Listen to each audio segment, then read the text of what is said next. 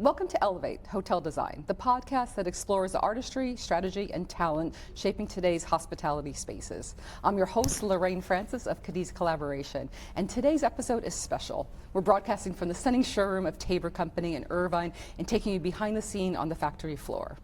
Brian Tabor is founder and principal of Tabor Company, a highly respected custom millwork company based in Irvine, California, known for their seamless blend of old world craftsmanship and cutting edge technology. Tabor Company brings warmth and precision to luxury hospitality, retail, and residential projects. With over 2 decades of experience, Brian has led the company in creating exquisite architectural woodwork, from intricate custom cabinetry to large-scale commercial installations. His passion for detail and commitment to timeless quality has made Tabor Company a trusted partner for many of Southern California top architects and interior designers. So welcome, Mike and Brian. So it's so great to see you. And I think for me, it's just been like, I don't know, doing this show and really going out to developers and hotel owners and hospitality designers and architects. It's really nice to see the crafts. I'm so honored to be here in your showroom. Thanks for considering that. Yeah, but I think we really just met today. But I think 6 months ago I came here. We actually won Top ID for NEWH last year, and you guys hosted us, and it was a great event, and I met Mike. And then I met your beautiful daughter, and like we just talked about it. And I think just like when I walked through here, there's just so much beautiful millwork, and I think you just don't see that locally. So I think that was the beauty of coming over here and wanting to meet you and interview you. And I think for us, it's like telling stories of behind the scenes of what so much it takes to build a hotel. And I think that craftsmanship and that beauty of it is so beautiful, and it just blossoms in this whole area and this whole showroom. And so I think just go through the beginning and tell us some of the story of building a great brand and what that takes in Southern California. Yeah, it's weird to look back on it.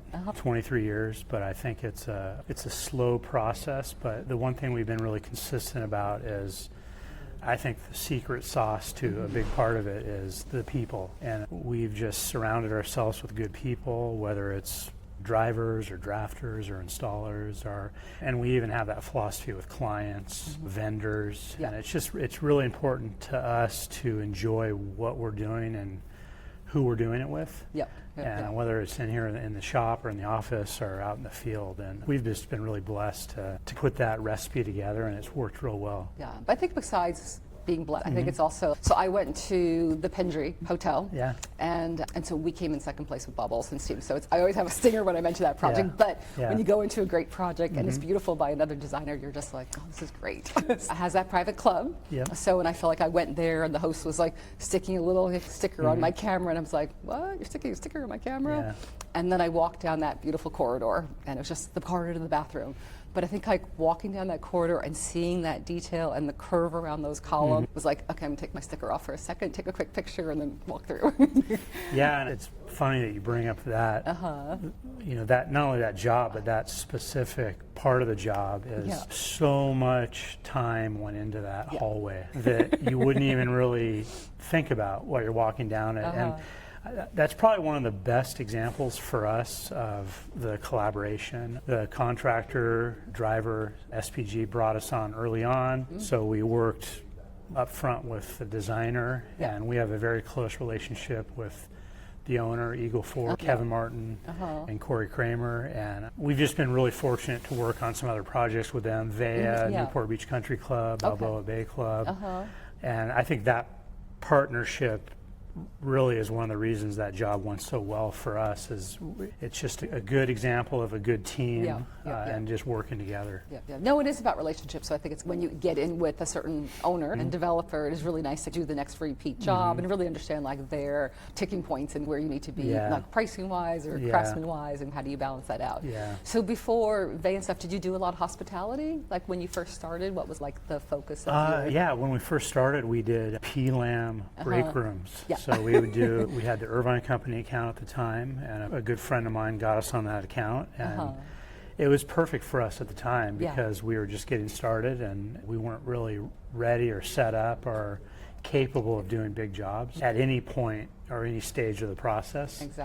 And that was just a great start. It's totally inverted, where when we first started it was probably 90% P-line, we did about 10% what we call custom or millwork, and now it's probably exactly the opposite. We do about 90% custom and 10% PLAM, and not that there's anything wrong with PLAM, but we've positioned ourselves to have the horsepower that a client needs to do a project like the Pendry. That's a very fast-paced project, very intricate, a lot of millwork. We have 35, 40 installers on site at one time. And again, just fortunate to be able to do that. That's how we end up in a lot of these positions, is because we're set up to deliver what it is they need. To me, that was a beautiful project, because also it was a renovation, which are not always easy. That's more, that wasn't new construction either.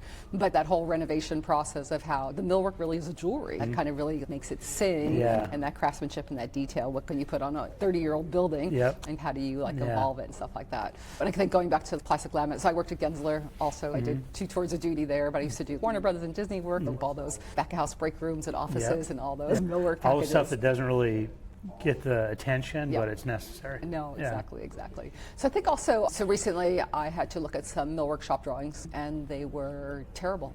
And it was for a hotel lobby, and it was like, it wasn't even as good as our drawings. And I'm like, oh my God, did the millworker even look at our drawings? And it had no finishes and no dimensions, and it just makes it really hard as a designer to look at that, so you have to just reject them. But I think, so tell us about your process of once you get a project and walking through how you do your shop drawings, how you work with the client, and that process. Yeah, it's funny because a lot of times we feel that way about the architectural drawings. Sometimes they're just difficult or inconsistent, but I think it's for us, we understand that a designer, an architect, they're working with dozens of trades, and they simply can't be the master of every trade, so they lean on us, and we gladly accept that responsibility. I think we have 21 drafters right now. And then do you do that all here, or do you anything overseas? We do it in-house. Okay. And we have 9 engineers. And really, for us, we try to come alongside or partner with the designer and architect. A lot of millworkers that I've worked for in the past, it's contractors and architects are our enemy. It's us against them type of thing. We've totally changed that position, and we want to sit down with the architect and do page turns and ask them questions and try to figure out what is their design intent. And then we can make suggestions, and that makes the shop drawing process go a lot easier, because there's not this, here's the package, they redline it, send it back, and it's this back and let's sit down together and let's work it out together. And we found that to be really successful. It saves a lot of time, which the construction schedule is ticking, so that's important. But also it gives us a platform to understand from them what it is they want. No, sometimes that relationship can be a little adversarial. I think a little bit it's also, when it goes out to bid, it goes to 3 different people, and it's trying to be the low bidder. And sometimes as a designer and architect, you want to push on the table on the project. So it's like you want to see how to lean it towards them, but also it has to be fair. But I think also sometimes we run out of time doing the details perfectly, and then sometimes it gets underbid, or they didn't know that detail wrapped around the side of something, so that becomes like a tricky situation to make sure we get what we want. But I think also where the relationship to me has blossomed is to say the project came in at $2 million for the millwork, and we needed to reduce it to 1.5. Like, how do we really do it together, besides, because those meetings are really tough, because I feel like I'm just cutting off my toes and my fingers, and the millwork's only one part of it, and it's just, I've got to do something in lighting, I got to do something in finishes. And it's for us, that process, the VE process, is always it's always a sensitive value add process.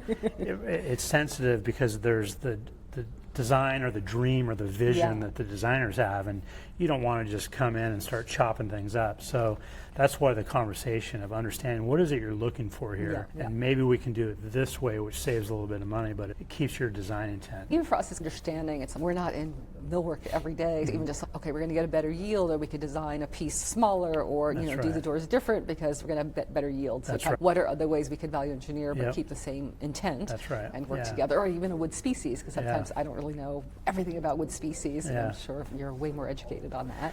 So I mean, on Newport Beach Country Club, the project came in, it was like $2.6 million, and Corey, the owner, came in and said, you got 2.2 to do it, figure it out. Exactly. And so we sat down with Kaylan, the designer, and it was a great time. We developed a relationship, and we worked with her direct, and we got the budget down to 2.2, and she was happy and he was happy, and the job came out great. Yeah, and that's how it should be, right? Exactly. I feel like no one really knows that whole process is always like, to get to the end and have that glass of wine and that ribbon cutting ceremony and all the people involved, it really takes a lot, and everyone like each other at the end.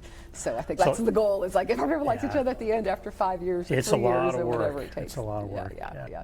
So tell us about some of your favorite projects before we walk around your beautiful showroom and see what's going on right now for you. Projects. Yeah. Are you working on anything really super special right now? We did the Matt over there. He did the Four Seasons Napa. It's actually in Calistoga. Beautiful project. All the residences and the hotel, the restaurant, and all that. Yeah. That was gorgeous. That was a long project. My girlfriend was on that for a while. Right now we're doing the Four Seasons Santa Barbara, or Montecito. And we're doing the Nobu restaurant there. And that's some of that work is in the shop right now, so we might see it. Oh, good. And that's going to be beautiful. It's all white oak everywhere. And we're working with Studio PCH and Sev. Developed a very good relationship with them, and the job's going really well because of that. It could have gone the other way if we didn't have that communication. Things are going very smooth. No, I know the Nobu, like the detailing the Nobu just in Toledo is just impeccable, even the bathrooms and stuff. And she did that one too. Okay, no, it's very beautiful. That's a fun project. And did you do high-end residential also? We've done a couple projects we can't mention. That was residential, but the reason we took it on is because it was more set up like a commercial project. A very sophisticated general contractor. So we don't really do residential with a homeowner. Right. Yes, it has to be. Yeah. We've learned it's just a different language. Yeah, for me too. We don't speak it very Every well. once in a while I start taking a residential, I'm like, It always sounds like a good idea, and then at the end you're like, why did I do this?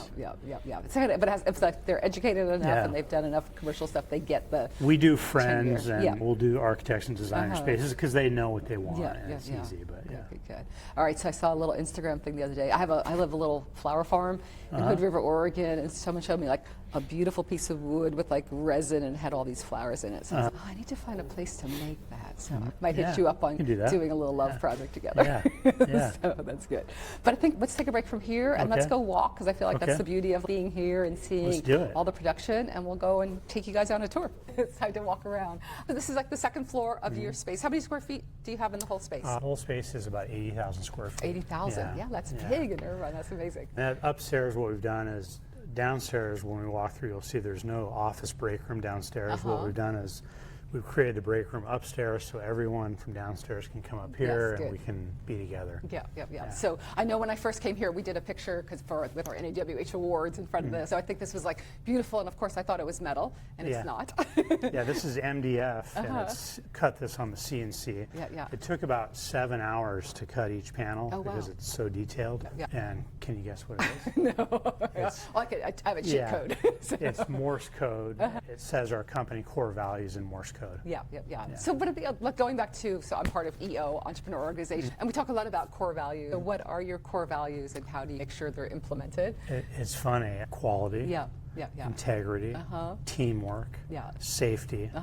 That's just all. It's the stereotypical. But I think it's also what's that meaning to you on a deeper level. And it takes a while to do those exercises to actually come up with them and make sure we remember to keep saying them to our staff. Accountability is the big thing too, which that's a tough one for a lot of people. Exactly. It's hard to hold people accountable, and sometimes it's hard to be accountable. Yes, exactly. Cool. Let's go look to your office and see what's going on. And I think actually we talked about family, and I think you mentioned you have a daughter and a son, and kind of two daughters. Two daughters. Okay. And then one daughter's involved in the business. Yep, Madison. So Madison and Curran both work in doing all the stuff I don't understand. Instagram, social media, everything all that you're going to be doing with this. Okay, that's right. But first, let's just look the detail of this door and the beauty of this with the wood is so beautiful. So it's very clean. No, it's super clean, and it's just, and usually when you think about wood, you can't do this as elegant as you have this here. So that's actually really beautiful. And then I think we also, if you look at that picture, so a lot of the art and photography are done by his daughter and his son. The photography is his son. So what's your son's name? Curran. Okay. So it's beautiful, but it's nice to be able to incorporate that into the. He He did this piece here. That's in Maui, and then he did this piece here. Yeah, oh, That's stellar. in Santa Barbara. Yeah. Yeah. Do you guys surf together? I see the surfboard. We do. We do surf together. Yeah. We And I love it. this book. I'm trying to get this author for an event we're doing. So it's Unreasonable Hospitality. We have our leadership team reading that book right now. That's a good one. Yeah. That's It's a good great one. book. Yeah. We actually have Ben Hardy coming. He did Scaling Up, or just like next year, so he's got a new book out. So we're doing that because inspirational. Yeah, I think that what I was told one time is that all businesses are sales and service, all of them, if you break it down. Yeah. And for us, I believe that our business, whether someone would argue with me or not, it's hospitality. Yeah. It is. It's No, it really hospitality. is. It's a service that we provide. We want to be better than the other people in those areas. Exactly. And it is the small details. It's like the little memorable moments. That's right. So this is beautiful millwork. So what kind of species of wood is this? Walnut. Okay. And then what's the difference between different? I have a spectacular walnut tree that I love sitting under up in Oregon. I think it's a black walnut. So I feel like it just makes this binging noise in October when everything's like dropping to the ground. Yeah. So is this a certain species of walnut? That's just plain sliced walnut. It is an American walnut. Oh, American walnut. Yeah. And white oak and walnut to me are the timeless woods. Yeah. No, exactly. That's my two favorites. And sometimes you'll get maple will be hot for a while, and it just goes back to walnut and It's like white oak. sapele or whatever, all those kind of stuff. Yeah. Or anagray, I think I used for a while, a long time ago. Anagray was hot for a while. Yeah. Exactly. But this is an example of some office furniture. One of the things we love to do with architects and designers is solve problems. And a lot of times they'll have an idea, but they don't quite know how to detail it or what type of hardware to use. So this is an example of maybe a problem or a challenge an architect has that we found a solution for. So we took this built-in office furniture. This flips down. With the secret door. And this opens up. Yeah. And then you can walk back This here. kind of goes to like the safe room. Yeah. But it's more your sanctuary. It's like, it's got the Eames chair. And then it's spectacular. What kind of wood is this? That's fumed eucalyptus. Oh, eucalyptus. Yeah, and then the reason I put this in here is it has a full filled piano finish. It was one of the finishes that we didn't have anywhere in the shop that I wanted to be able to show designers and clients. Yeah. How often do you come into your little sanctuary? I have a bathroom in here. So a lot. Yeah, but that's beautiful. That's good. Cool. That's really exquisite. Oh, and I saw you're brave enough to use leather on your desktop. Yeah, I got this idea from Javier's in Irvine. I went to lunch there one day and I saw this. And we have an upholstery department, so I wanted to try to integrate upholstery somehow. Yeah. And they did this. Yeah, and I think people just get scared to do something like this. And it's like, I have Calicotta in my kitchen, and it's just honed. I've never sealed it. It's been there 10 years, and we have dinner parties, and we have wine and stuff. And it has some stains, and it's okay. So I think that's the beauty of using something like material like that. It wears, it's the history of your life wearing. Yeah, good. And then the staff up here, who's up here? Is this more like sales? HR, our CFO's up here. Yeah. AP, human resources. Human resources. Yeah. And then we talked actually Jim Young with Gensler. Yeah, Jim, we worked with. Formerly in my office in Orange County. We worked with him on this, him and Ashley and Trisha York. Okay, The three of them helped Trisha's great. with this. Yeah, they did a beautiful job. Yeah, they definitely are very good at design. Yeah, exactly, exactly. And then do you have like the large gatherings here or for lunches and stuff like that? This can be used for lunch and learns. Again, this is set up for a break room. So people come up here and we have a foosball table. And we have our COVID pods over there. If you want to eat by yourself. Exactly, good. And then I was like looking at this staircase, and it was actually like, I don't think people. Okay, I'm gonna have the cameraman. So I think we just zoom into the detail here. So the beauty of it is that that's all aligning, that we have two pieces and here and it's consistent. And just even how that panel comes down. I know it's like Gensler detail, but it's also like it takes really the craftsman of the execution to really understand that. Yeah. So even though it seems something so simple, it just has this like beauty to it, which I love. Yeah, and everything always takes longer than you think it's going to for whatever reason. Exactly, but it is really exquisite. And I think coming back to the entrance over here where we talked about like the core values, and this is a really nice display. Yeah, just subtle. What we got: humility, teamwork, quality, accountability, which was like a big one, and integrity.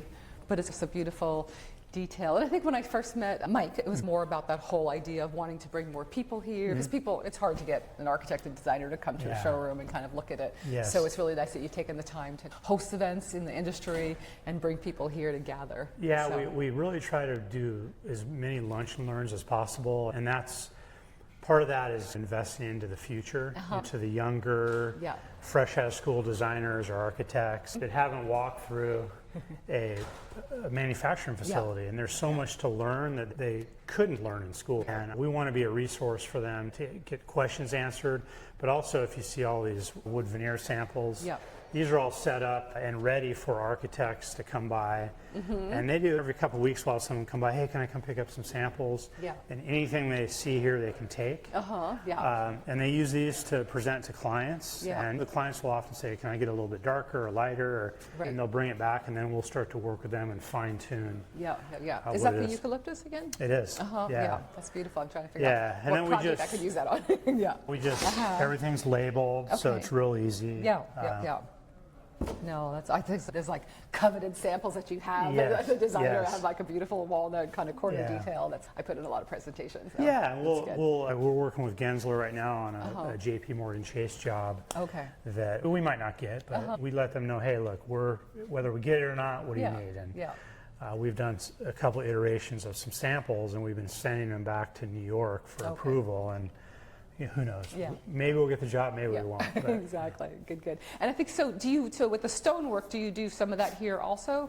we sub out. Stone is one of the few things we sub out. Okay. We have a couple, 2 or 3 stone vendors that we use that we trust, Yeah. and that's important to us to have that. Yeah. Because if you're late on a stone job, the Yeah. contractor's yelling at us, Yeah. not the stone guy. No, exactly. So This is all leathered. This is a Yeah, leathered. no, it's a beautiful leather finish. Yeah, I like that. And I think it's just like the whole using a lot of matte finishes now, and like the leather, it really brings Yeah. like an earthy tone to stuff, Yeah. which I love. I Want love to see that. something cool? Look at this. Oh, beautiful. Yes, stacked up. You guys want water? I'm You want a okay. beer? That's beautiful. That's good. Yeah, good. Perfect. So then you have some additional woods here, and then I feel like you have this little lounge here. And I love the kind of bringing the surfboard. We just talked about how there's some kind of summer events going on, and you're helping sponsor some of them. Or Yes, kind we have a Tabor Palooza surf event at Yeah, Kelly yeah. Slater's Ranch coming up. Yeah, which we're I really, think I just got the invite or something Yeah. came up in my email with something. It's probably social media or something. But yeah, we're gonna go up there with some clients and spend some time. And it's a lot of people do the golf tournaments and golf exactly. events, and we're just doing this a little bit differently and doing Yeah. surfing because golfing's kind of boring Yeah. sometimes for some people. Yeah. I think it's a combination doing both. But I know we worked on Quicksilver when I was with Gensler and didn't quite come to fruition. It was nice to see the Kelly Slater, the giant wave coming There's to still California. other ones coming out. Yeah. So that's been good. Yeah. Yeah. How often do you surf? I'll do 5 days in a row, and then Okay. I'll miss 2 weeks. It just depends. It just depends. I think that quietness getting on the water and Yeah. stuff like that. Cool. So then on the ground floor here, what's happening? We're walking right now through where all of our project managers sit. Okay. We have purchasing down here as well. And Gotcha. then beyond the kind of center divider is all engineering and drafting. Okay. So all like your shop drawings are being done here. Yes, So yep, that's they're all being good. worked on here. And then we have estimating and sales in the background. Yep. Sales guys are probably golfing. Yeah. And then also for how long, like your longest employee's been here? Oh, hold it. So it's another That's beautiful. my son's, yeah. That is stellar. So something Yeah. about clouds That's and that actually water. Where's that? taken from the trail by our house in San Clemente. Oh, okay. And that's San Clemente, that's Catalina right there. Yeah. That's a good day. Pretty, huh? Yeah, good. I hear the noise coming from the factory. Yeah. So it's good. Oh, these guys are coming through. All right. Good. So even like some of your oldest employees, how long have they been here? Do you have some people who've been here for 20 years? 22 years. Yeah. So, yeah. And total, like, how many total people do you have here? We've got 300 employees. 300. Yeah. Okay. So 80,000 square feet. JD, how long have you worked here? Almost 23 years. Yeah. All right. See. We're just going to spin it around and get you. Oh, good. Okay, perfect. Oh, I love the old surfboard, which is beautiful. And then what's happening this little wall? Oh, these are our employee of the month. Oh, okay. And so every month we shut the shop down and people nominate somebody, Oh, okay. and so their name and then what they're nominated for. Oh, cool. So our company core values are on the whole block, Yeah, and then their name is engraved on the core value that they got nominated for. Oh, that's cool. That's cool. And then we give them a block, and then the block goes up here. Yeah, who runs that? Who's like the champion of making sure? Madison. Yeah. Oh, yeah. So she's darling. It's good. Good. Perfect. Okay, so the factory itself, before we open the door, is like, so this part of it, so it's 80,000 square feet, but how much is like the factory itself? I guess the office is probably 10,000 square feet, Okay. so it'll be right around 70. Yeah. And then kind of, you do double shifts, or are you doing just one shift usually? Yeah, that's when we get busy, how we shift gears is we start to work overtime. Okay. The guys will go from 8 hours to 10 hours, and then 10 to 12. Okay. And then Saturdays will be integrated, but we try to keep as even of a keel as and not have those peaks and valleys as much as possible. Cool. Okay, let's go. Let's do the factory floor. This is my favorite part. Good. And I think when I visited with Mike, it was more like the robotics and just kind of the efficiency. So that's a great thing to talk about. And also like sustainability. So I'm big on sustainability. So learning what you guys are doing would be awesome. Yeah, sustainability for us is really all driven by the architect and the specifications. Okay. As far as what we do with our waste, there's really no way for us to recycle or reuse our waste because it's such a combination of laminates and woods and MDF and particle board, and some of it's FSC, some of it's not. Right. So it's just harder to manage. How we optimize the yield is through the efficiencies and the programming. Okay. So that's really a way that we're as sustainable as possible by eliminating as much waste as possible. Yeah. No, it's great. Good floor. So is there a certain project you can guys walk us through, or what's happening right now? We'll walk through the cell over here. Okay. A cell is a group of machines that make up what is needed to produce a cabinet. So some shops will have CNCs, some shops will have beam saws, some shops will have table saws. The way we're set up is we have 2 CNCs, 2 dowel inserters, 2 edge banders, and then a case clamp line to put together our boxes. Everything typically starts at the CNCs and is cut. And then the custom stuff will move over to the custom shop and be fabricated over there. And the boxes all go through this assembly line. Good. Yeah, well, let's go walk through. All right, let's go check it out. Yeah, check it out.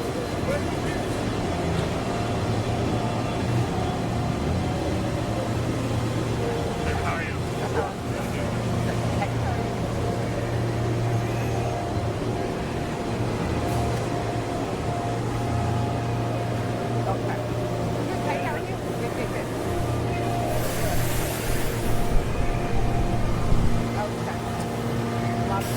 Yeah, so our flex store manages all the inventory, and it'll load the 2 machines based on what job is running through.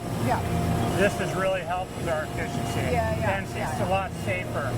What kind of investment is this piece of equipment? This flex store, the 2 CNCs, the edge bander, the case clamp, the dowel inserters, the plastic wrap was about $1.5 million. How long have you had this? We got this when we moved over 3 years ago. When we moved over 3 years ago, it was a new building, new machinery, a new way of fabricating because we went from a screw-together box, a compromat, to a dowel box. We pretty much just blew up the business and reset it. Good. Has that made you more profitable, or just like We'll see it. We'll see it. Still an investment. It's a long-term. But actually, like, how many employees do you reduce by doing this? We don't really reduce because we just train them on other aspects.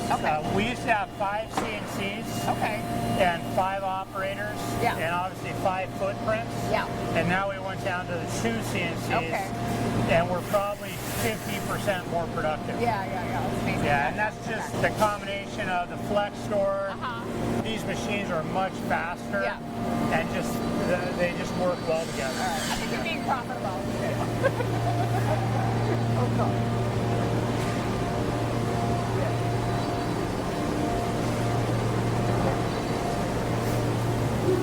We'll walk over here to our upholstery.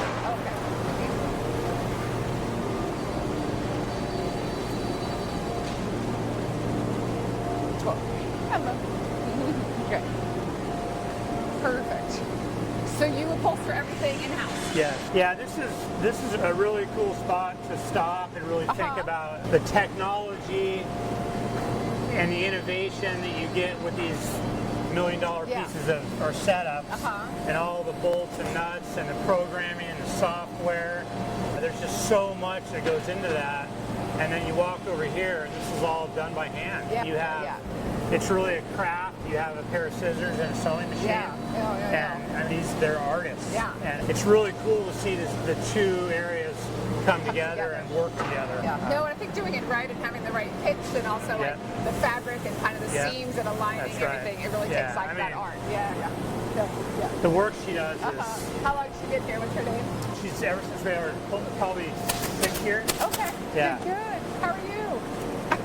Good. But just that beauty of that detailing. Yeah. It's beautiful. Yeah. No, that's actually awesome. Yeah. It takes a lot. Good. Good. How much do you do? Oh, this is a really pretty piece. One of the things we do with architects a lot is we do mock-ups. Yeah. We love doing mock-ups. So this is a mock-up, this is a mock-up, this is a mock-up, and this is another. And we'll have them come down and they'll pick it apart, and let's change this, let's change this. And then we put all this information on the shop drawings, and then it goes through the shop drawing process exactly how they saw it, and it goes through smoother. No, even for us for hospitality, we might do some stuff overseas in Vietnam. You don't want to do that. We can do it here. But also that balance of matching the wood and getting something from Vietnam and doing the millwork locally, and that blend of the two, so it's good. That's where control samples are important. So this looks like just stacking up the project for what's going through the line next? Yeah, that's all. That would be milled. Okay. It sits on the carts, and then when it's ready to go through assembly. Okay. Awesome. Yeah. Good. And now we're walking through stain and finish. Yeah. So how is it like, obviously California codes and staining and we're finishing? water-based. Water-based. Everything's water-based. AQMD has regulations that we have to track or log what we're spraying, how much we're spraying, and we just send them reports. Has that changed when you first started the company 20 years ago? Oh yeah, we used to just spray anything, lacquer-based. That's changed a lot. Exactly. Okay. Yeah, and you have a big spray booth here. Yeah. Yeah, that's good. Yeah. No, it's just really efficient, kind of like super clean and so great. Yeah. It's actually like it's not dusty in here. A little bit of a neat freak, so that spills out over here. It wasn't just because we were coming here today, right? No, we clean. Everyone cleans 3 times a day. Okay. After break, after lunch, and after break. Okay. And everyone's responsible for their own area. Gotcha. And this is how it should be. So exactly. It's coming up on lunchtime, so this is about as dirty as it'll get. Okay. Gotcha. Yeah. As you run through here, this is the production line. This is all product going out to be shipped. Okay. We have 9 different colors of plastic. Okay. The plastic could represent one room on a job, or it could represent a whole job. It just helps us to identify what needs to go with what. Yeah. Actually, I haven't seen it identified like this. I love this. Yeah. Who came up with this idea? I did. But I think I got it from, I saw someone else doing it. Okay, no, that's good. I haven't really seen that often. Okay. So good. And then with raw material, like where are you getting the material from? I remember working with another mill worker, and he would fly to Poland for a tree and buy a whole tree and stuff like that. So. We have a lot of our veneer work that we do. We get panels. We'll show you real quick. Yeah. So these are all panels that come in. Okay. Everything's labeled. Everything has a job name, when it comes in, what job it's for, what work order it's for.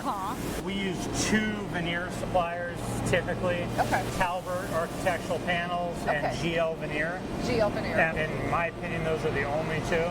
Yeah. So then you kind of and then they source from all over. Okay, gotcha. So what the architect or designer gives that to you and say it's going to be a eucalyptus or whatever? Yeah, we'll get a sample from them, approved by the architect, and we'll order the log laid up how they need it. How often do you get like a really great project that's like inspires you, that you want to get involved in, that's really that inspiration? That's one of them. But I think for me, it's the people that inspire me more than the I like dealing with the challenging, if it's a challenging project, a challenging schedule, Yeah. or maybe a difficult owner, I like to get involved to try to help make things succeed. Yeah. What's going on with green thing here? I don't know what job this is. Okay.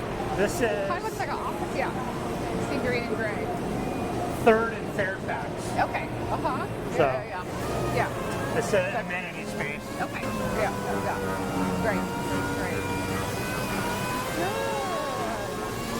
And then we'll go on, I'll show you the break room real quick in Okay. here. Cool. I like this piece right here. That's another mock-up we did. So Okay. we did that for Amazon. Okay. And I think there were probably maybe 45, 50 of those Okay. scattered throughout the different buildings. Gotcha. And we just wanted to make sure, hey, we're going to build 50 of these things. We want to make sure we're building them all right. Yeah. We built one. We had the designer come. They made a couple really small changes. Okay. And then we built them and everybody's happy. Yeah. This was a lobby. We did a couple floors for Boot Barn. Okay. Their corporate offices here in Irvine. Yeah. And again, we wanted to do a full-scale mock-up and make sure that it's exactly what they wanted. Yeah, but also seeing that you're agnostic, like this is very traditional detailing even though it's painted blue, and the fresh beachy feel of that, Yeah. kind of the rattan and stuff like that. So it's nice that you could do the traditional and you could do a little bit more, just more fun pieces, which is It's cool. interesting. Yeah. It's always different. Yeah, exactly. Okay. That's a lot of microwaves. Yeah, the story behind the microwaves is I mentioned to you earlier that I worked at a residential shop at a high school. Yeah. And in that shop, I was the youngest guy there, and they had one microwave. Yeah. And I was the last guy to get to use it. So it was always very frustrating to me to have to wait 20 minutes to heat up my food. So I just remembered that. I never wanted that to be an issue for the guys here. So, yeah. That's awesome. That's great. But I think even just like the quality and taking care of people is really important. So it's good. It is important. Yeah. It's good. Hello. How are you? Gentlemen? It's break time. Good. Yeah. How are you? Good. Come on. That's it. Everyone's hungry for lunch. Awesome. See, and then after, like I was saying, after lunch, the first thing to do is clean. Yeah. So that dust over there, that's about as bad as it'll get. Okay. Did you have a separate crew that kind of cleans? No, or is it, they each, everyone's accountable. their area. Yeah. Awesome. There's Jimmy, our safety, our yeah. guru of safety. All things safety. Oh, awesome. Yeah. Cool. Eleanor. Yeah. I still love this painting. This is actually beautiful. Yeah. Finish up right here. So first, thank you so much. Yeah, you're So, welcome. no, it was good touring everything. Yeah, I think appreciate it. also seeing something local. I think it's like there's so much manufacturer is out of the country, and Yeah, obviously, and we're tariffs. using tariffs. But actually, even like for that tariffs, how are you like dealing with that in terms of actually pricing of material and stuff like that? I mean, there's a small amount of suppliers and vendors that get specified that are outside the country, but it's oftentimes hardware pieces or not so much the lumber or veneer. It hasn't really affected us too much. Yeah. We're fortunate. Thank you. No, thank you. I totally appreciate it. And so, Okay. yeah, it's spectacular seeing the handiwork. And You're I love welcome that. anytime.